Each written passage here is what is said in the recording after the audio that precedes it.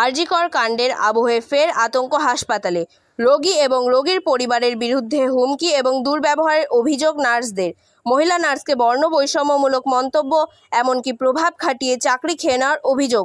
আরজিকরের চিকিৎসকের মতো পরিণতি করে দেওয়ার হুমকি। এই অভিযোগে ব্যাপক চাঞ্চল্য ছড়ালো চাঁচল সুপার স্পেশালিটি হাসপাতালে। ঘটনাস্থলে গিয়ে পরিস্থিতি নিয়ন্ত্রণে আনলো পুলিশ। গ্রেফতার রোগীর এক আত্মীয়। ওই রোগীর নাম আসগার আলী, বাড়ি হরিশ্চন্দ্রপুর থানার বদনাপুর এলাকায়। গ্রেফতার করা হয়েছে তার আত্মীয় আরিফ আলী। পশ্চিমবঙ্গ রাজ্য সরকারি কর্মচারী ফেডারেশনের মালদা জেলা কমিটির ডাকে প্রায় 4000 কর্মীর মহামিছিল মালদা শহর জুড়ে। এই দিন এই মিছিল মালদা টাউন হলের সামনে থেকে শুরু হয়ে গোটা শহর পরিক্রমা করে। এরপর মালদা মেডিকেল কলেজের একটি সাধারণ সভার আয়োজন করা হয়।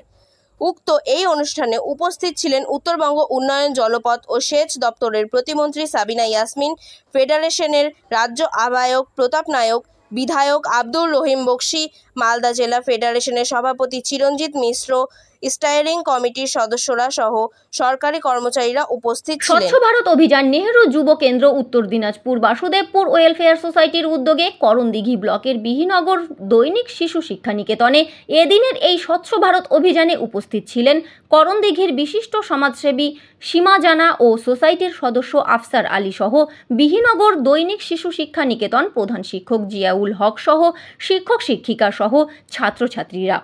বিশিষ্ট সমাজসেবী সীমা জানা স্বচ্ছ ভারত অভিযানে বলেন, নোংরা আবর্জনা থেকে বিভিন্ন রোগ সৃষ্টি হয়, তাই ছাত্রছাত্রীদের নিয়ে স্কুলে স্বচ্ছ ভারত অভিযানের মাধ্যমে সচেতন করা হয়।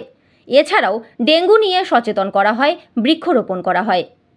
দুর্গাপুজোর অনুদান দেওয়া শুরু করণদিঘি ব্লকে।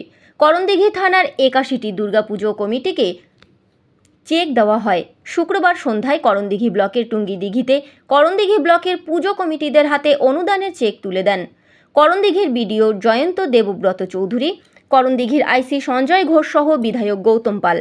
উপস্থিত ছিলেন পুজো কমিটির সদস্যরা।